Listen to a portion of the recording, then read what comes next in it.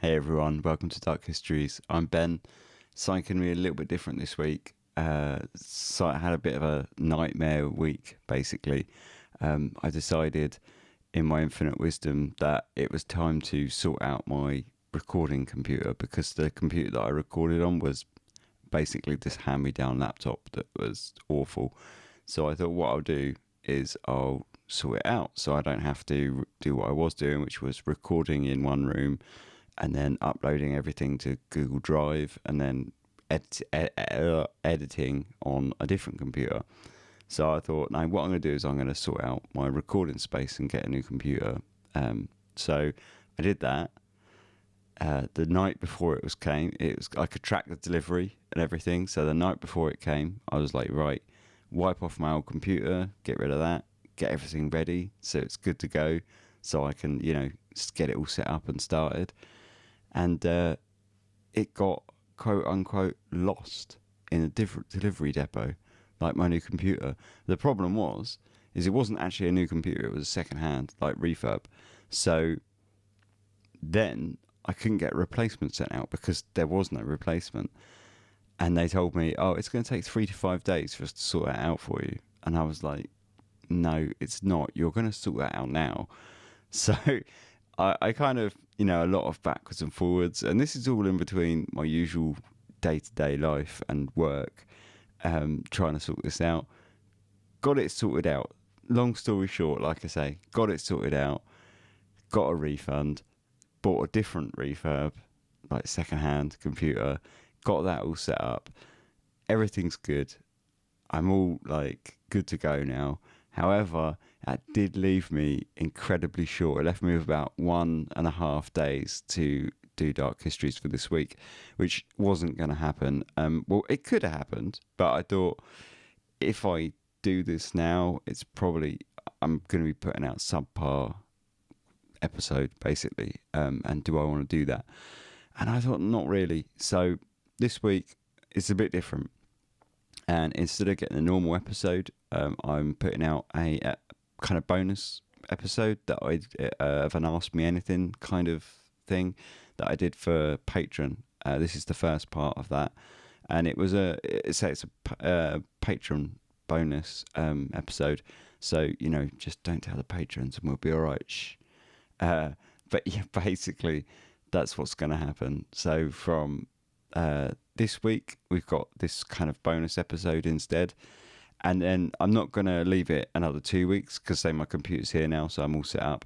So next week will be like a regular episode. So basically, what's happened is I've just kind of stumbled a week and set the schedule back by about a week. So I'm a bit disappointed, really, because in 2 years, this is the first time I've missed an episode, which was really disappointing. But actually, in another sense, on the other hand, what are the chances that I was never going to ever miss an episode? Almost zero. So, I'm quite lucky to have got 2 years before this kind of thing happened. So you might be asking, why didn't you do all this in your Christmas break? And that's a bloody good question. I've been asking myself that since it got lost. But, we're done now. We're sorted. And I hope that this episode will tide you over until next week. Now things are back on track. Because, of course, the other thing that I've got going on is I've switched from Windows to Mac. So that's quite a big leap. It's been more of a leap than I expected. I have translated, I think, all of my settings over and all of my plugins and everything to Mac. So that should be good. But that's something for next episode. That's what we're going to find out next week. So yeah, basically, but I just didn't want to be dealing with all of this and then squash an episode in as well, So say this week, got this up and coming, this bonus episode instead. I hope it tides you over until next week when I can get out a regular episode. I hope it's interesting enough. It's what it is. It's like an Ask Me Anything kind of bonus episode that I did. Just do sort of different bonus episodes for Patreon all the time. And this is this month's kind of bonus episode, which was part one of like a 2-part, well, kind of an ongoing Ask Me Anything series, really. So yeah, that's what we got this week. Apologies for not sorting all this stuff out sooner and ending up in this situation. But we live and learn, don't we? So yeah, that's the explanation. So here's the episode. Anyway, I'm going to stop talking because I'm just digging holes for myself. Here's the episode. I hope you enjoy it. Next week we'll be back as usual with usual episodes, and then after that we'll just continue completely as normal. So yeah, and look forward to that as well, because I've got some really good stuff coming up, especially I can't really say anything, but I've got a really cool guest coming on, and I'm really excited about that. So yeah, that's something to look forward to, you know. Anyway, like I say, I'm going to stop talking. Enjoy the episode. Apologies, it's not a proper episode, it's just a bonus. But that's about all I could do other than just skip a week entirely, and I didn't really want to do that. I wanted to put out some content. So yeah, I hope you enjoy it. I hope it's interesting enough, and I will be back with the usual episode next week, as per, and then future will be everything entirely as it was. Enjoy. Hello and welcome to the first, I guess, like open Q&A question episode. To give you a little idea about what this is kind of going to be all about, basically, I was thinking that I kind of learn quite a lot about you guys from people that, you know, if you follow me on social media, for example, I generally tend to sort of read your posts on social media, or you know, your Instagram. But the Dark History social media, it's generally about the podcast rather than me. So I thought, you know, I'm not really connecting very well via that. So I just thought I would make like an episode like this where you guys can ask questions about either me or the podcast or pretty much anything really, and I'll just answer it as honestly as I can in a way to sort of, I guess I always wanted to, the thing with Dark Histories is I always felt that it was a little bit impersonal and like I was just a talking head that's reading a script. So I always wanted to try and find ways to make it a little bit more personable, I guess. And this is just a kind of extension of that. It's a little bit me, which makes me feel a bit weird, but I'll try and get over that. But yeah, every month there'll be a thread on Patreon, and also over on the Discord there's a channel, and you can drop questions in there if you've got them. And I'm not sure how often I'll upload them, just when I can. In terms of when there's enough questions, I'll record an episode. So yeah, you feel free to drop questions in that thread on Patreon or over on Discord. Or if you don't want to do it publicly, you can always PM me on Patreon or on Discord, and I can, you know, we can do it that way as well. So yeah, I've got some questions. So I think we've probably got enough for the first episode. So I figure I'll do this. So the schedule is going to be really erratic. I'll do these episodes when there are enough questions, basically. So yeah, let's get on with it, shall we? The first question is about the podcast. It says, the butterfly in the logo, what is its significance, if any? The logo used to be an empty rocking chair in what appeared to be a dreary, spooky... See, this is... I'm not going to edit this very much. This is what actually happens when I record Dark Histories, is I end up cutting out tons. The logo used to be an empty rocking chair in what appeared to be a dreary, spooky attic of sorts. Yeah, right, it did. It definitely did. So when there was actually, that was the second iteration. So when I first made Dark Histories, there wasn't really any branding at all. It was like all black and then just said like DH in a circle. And then when I made the podcast, because obviously that was when it first started on YouTube. Now when I turned it into a podcast, I realised I needed to make podcast artwork. And so then I changed it to be the rocking chair with the logo like a little bit of text next to it, and it was a rocking chair in an old attic with a skylight, but it was at night, so it was just like this kind of moonlight shining in over it. And I quite liked that. I thought it was quite a good representation of what I was trying to do with Dark Histories. But it didn't really resonate very well, I don't think. And secondly, it, as the podcast artwork on iTunes, it was really small, so it was really not very sort of, it just sort of came across like a bit of a black blob.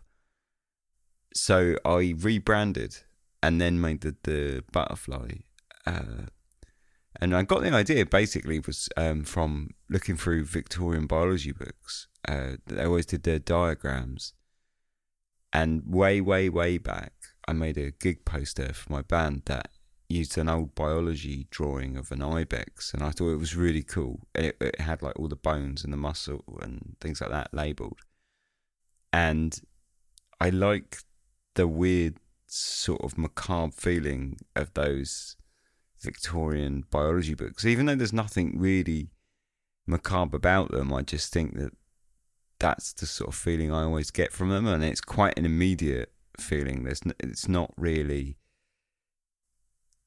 it's quite upfront. So from like a branding perspective, I thought that was probably quite a good idea to try and use that, and that was my first kind of thought.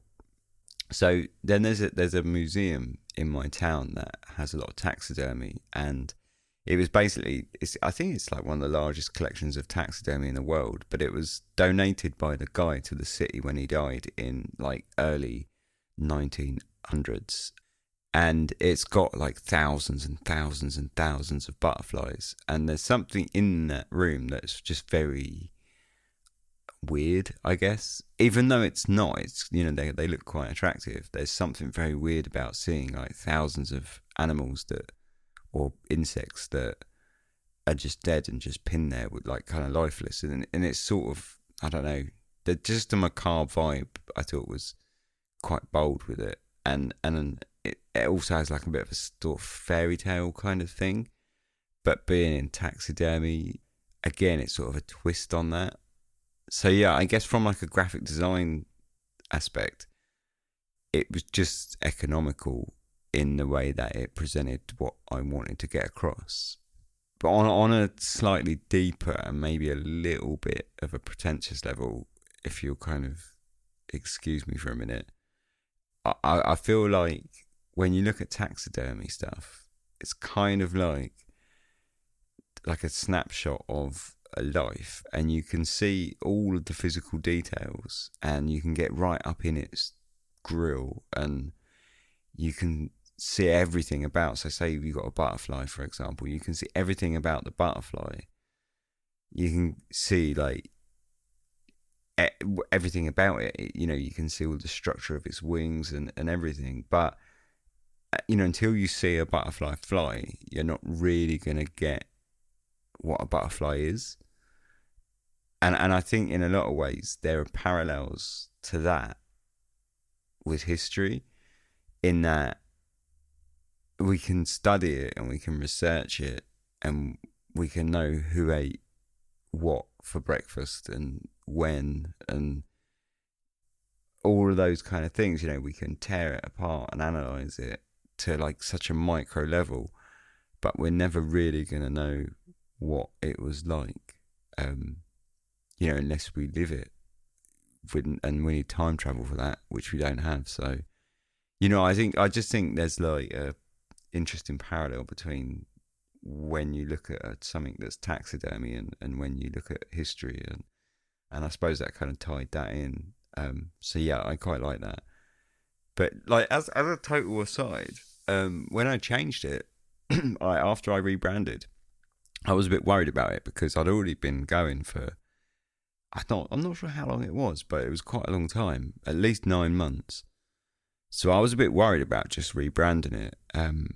But when I did, I saw like a noticeable change, like uptick in all the downloads. So, you know, it paid off, I guess. I'm not sure why, but it worked. So that was good, I guess. So yeah, that's pretty much that question. That's the butterfly logo. I'm not sure. So yeah, pretty much that. So next question I've got: is there a topic or a subject that you want to cover, but may find it too much for the masses to handle? I don't think so. To be honest, I think I'm probably more of a wimp than most people. Anyway, I think it's probably me that holds myself back more than worrying about what other people think. The only one that I can really think of is Gilles de Rais, which for me, I feel like it's so far back in history that I find it quite easy to separate myself from the story, like any sort of emotion from the story. And it doesn't really affect me or bother me, despite the fact that it's kind of really dark and horrible. But, there's that natural thing where the further we are away from an event, the less we actually feel affected. And Gilles de Rais is so long ago, and it's almost like fiction, and it really doesn't help that it's so grim that it's almost like comic book violence. That again gives it another level of separation for me personally. But that said, it involves children and sort of really hardcore child abuse, I guess. And I appreciate that when you bring children into the frame, you're kind of stepping on thin ice with a lot of people, sort of children and animals. I think are sort of things that people don't tolerate so well. So I try to avoid doing that episode, despite the fact that I'd really like to do it, because I think really in a lot of ways, like Gilles de Rais is pretty much the kind of epitome of dark histories in a way. Like they would be like the ultimate bad guy that covers all of the bases. He's got the serial killer on a huge level. He's got the occult. It's got the weird folklore.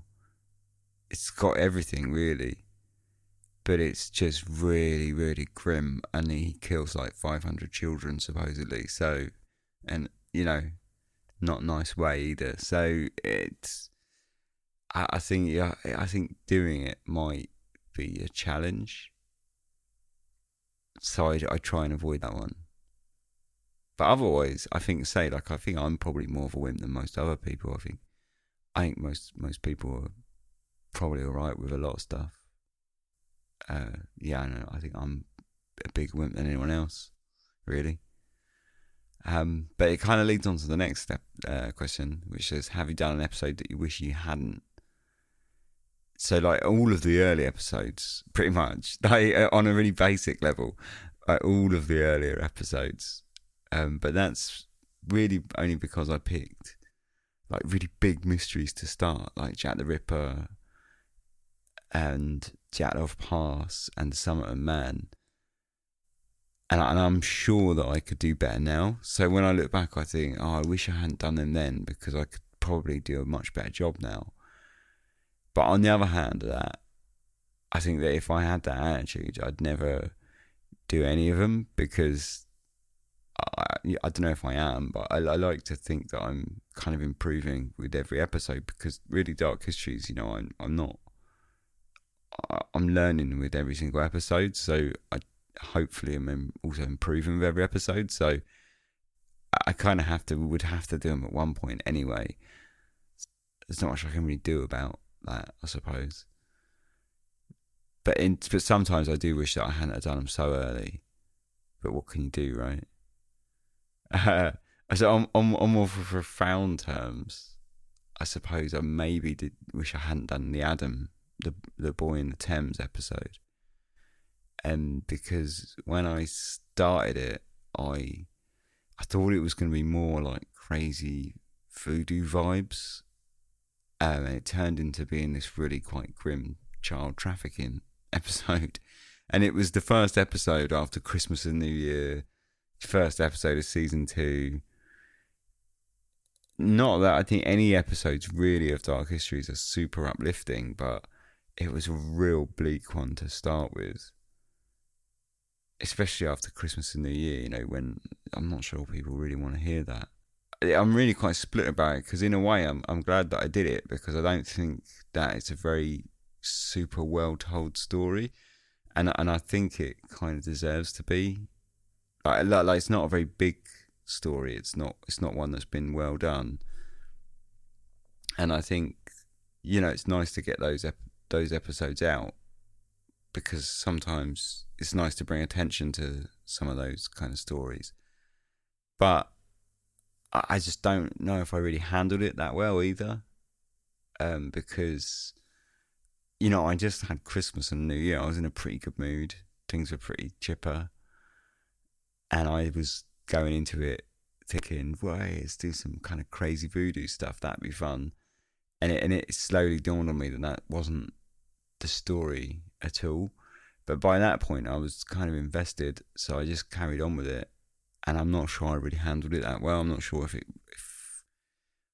if I'd have done it better if I'd have gone into it knowing what to expect, I suppose. So yeah, there's that episode that I kind of wish I hadn't done it. At least I wish I hadn't done it then. But sometimes I suppose you just got to go with it, haven't you? So yeah, there's Adam. So yeah, next question. As you've completed your first 2 seasons of Dark Histories, have you learned anything about yourself along the way that you had not realised before? Probably a really boring answer, but I've definitely learned that given a deadline, I can churn out more words than I ever thought was possible. I've been writing a novel for easily over 10 years, and it's been stalled for probably like 9.5 of those 10. But I think like Dark Histories has probably taught me that if I break that novel down into pieces, I've got a bit more faith that I might actually finish it before I die. So I mean, Dark Histories has supposed to taught me that given a deadline, I can achieve a lot of words. So yeah, I don't think so. I think probably just that I'm more capable of writing when you've got to, because that only comes down from the pressure of having a deadline. And I always write from the start was like, if I'm going to do Dark Histories, then I want to hit the deadline and make it, because when you look into doing podcasts, everyone always says one of the most important things is to make sure it's consistent, make sure the release dates are consistent, and that's one of the most important things of making a kind of, I hesitate to say, but like successful podcast is to be consistent. So I set the day as being like Sundays for releases, and I've taken that pretty seriously, I guess. So that's been useful, especially because now I say I might actually finish my novel before I die, although I doubt it. But you never know. So next questions. What is the meaning of life? Do aliens exist? And what's your favourite food? I'm pretty sure the meaning of life's already been answered, and I pretty much agree that it's definitely 42. Aliens definitely exist. I don't know if they're actually here, but I definitely think they exist. And my favourite food is probably yakisoba. It's like Japanese chow mein, basically. It's like fried noodles, but I really like it. It's really greasy and disgusting. It's got like pickled ginger on top. It's really nice.